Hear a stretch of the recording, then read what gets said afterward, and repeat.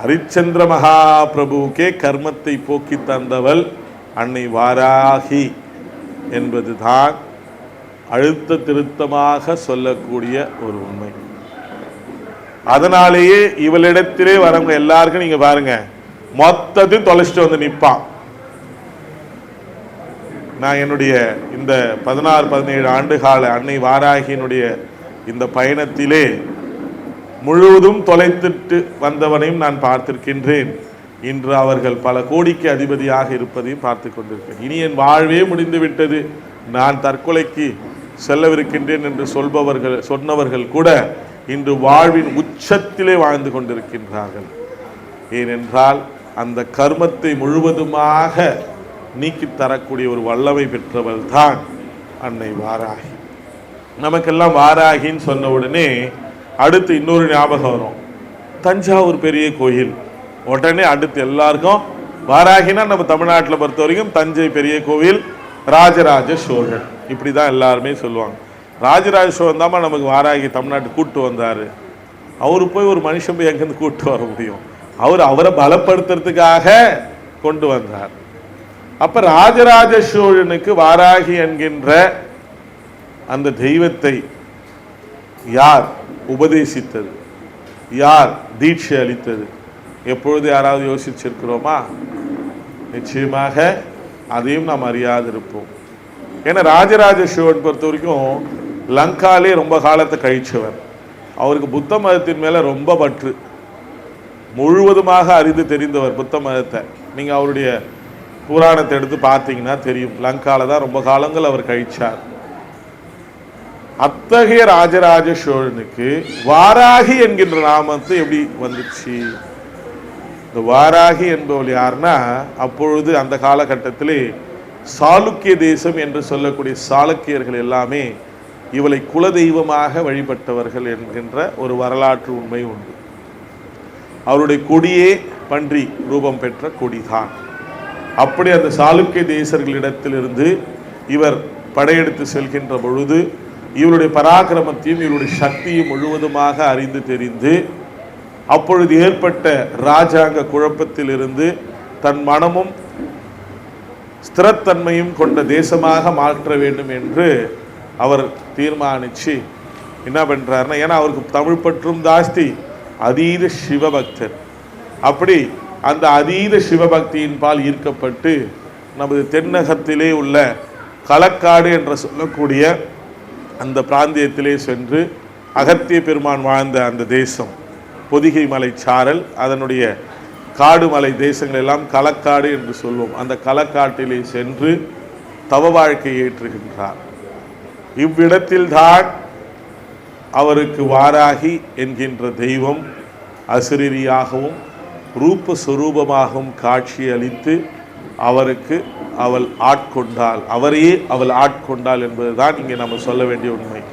அழைச்சிட்டு போனால் கிடையாது, அவரையே அவள் ஆட்கொண்டாள்.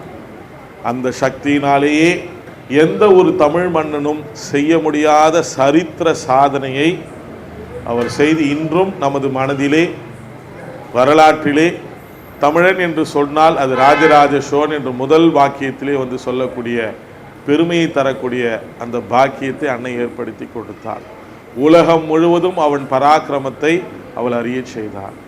இதில் ஒரு உண்மை ரகசியம் என்னவென்றால், எங்கெல்லாம் ராஜராஜ சோழன் படையெடுத்து சென்றானோ அவ்விடத்திலெல்லாம் அன்னையினுடைய அந்த யந்திர ரூபத்தை பிரதிஷ்டை செய்துவிட்டே செல்வானாம். இதுதான் அவனுடைய ஒரு வழக்கமாகவே இருந்தது.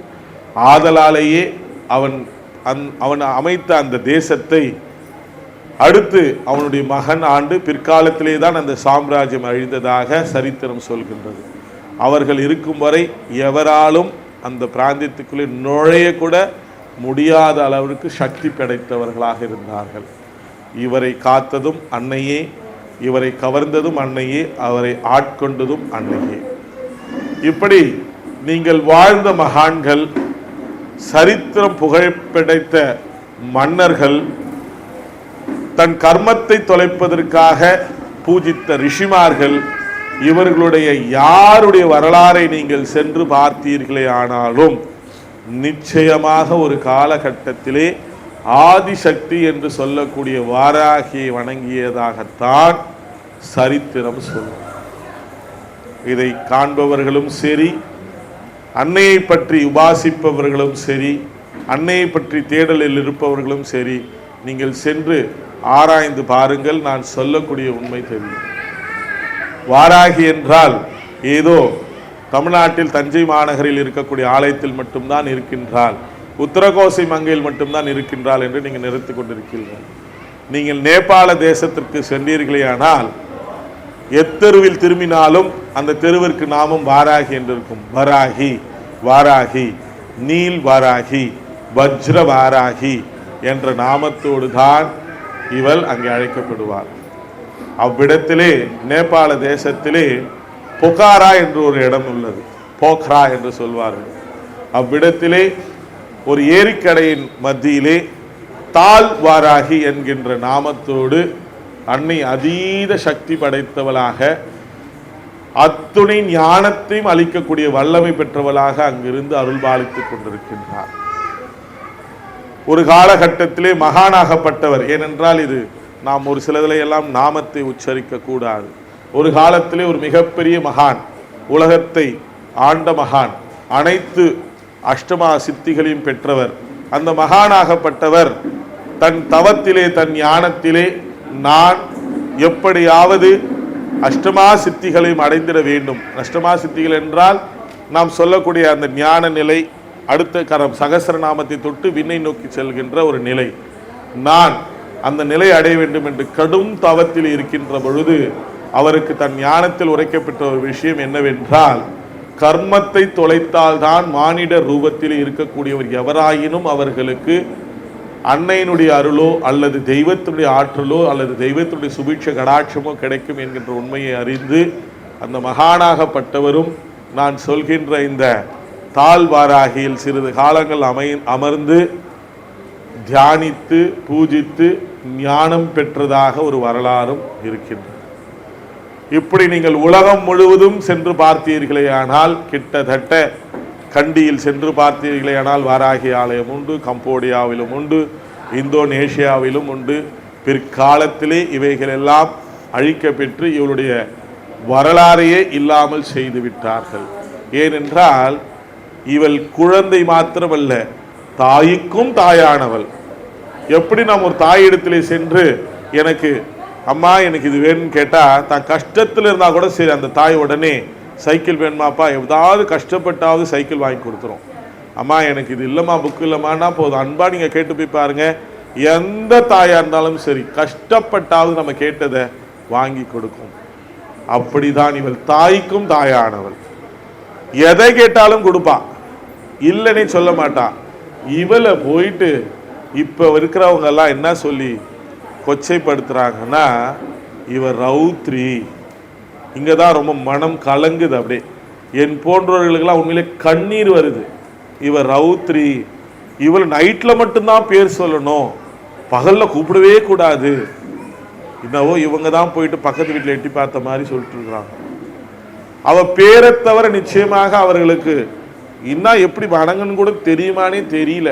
மனசுக்கு உண்மையிலே ரொம்ப புண்படக்கூடிய வேதனை ஏற்படுகிறது.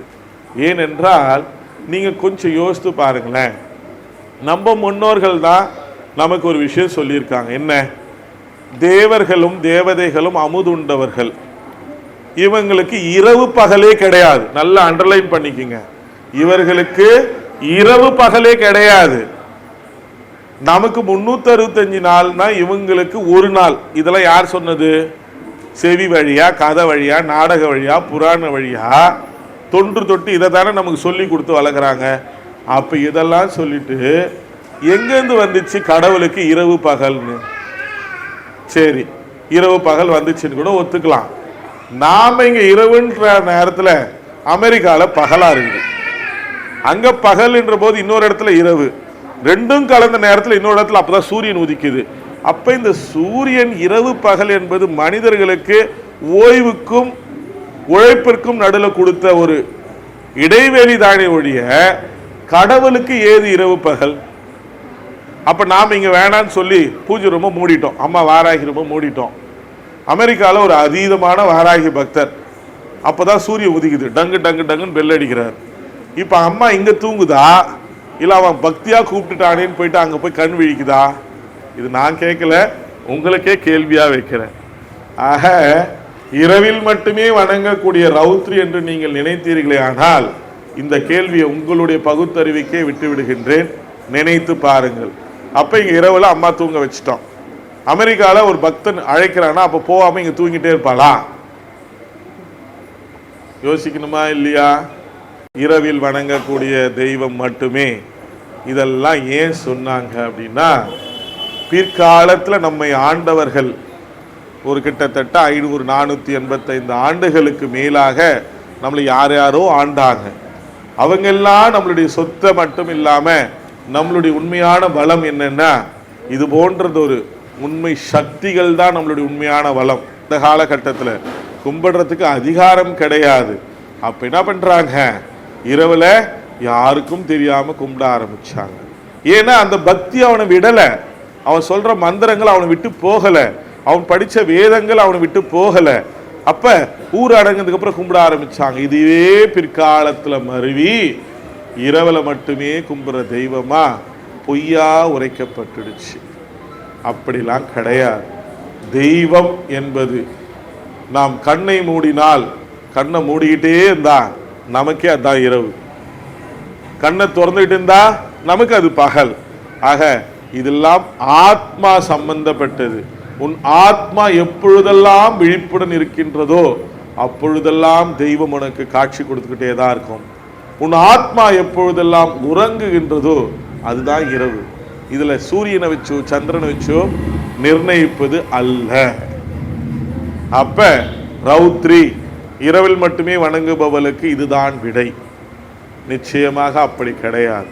எந்த நேரத்திலும் எந்த ரூபத்திலும் நம் ஆத்மா எப்பொழுதெல்லாம் ஆசைப்படுகின்றதோ அப்பொழுதெல்லாம் வணங்கக்கூடிய தெய்வமாகவே இவர் இருக்கின்றார்.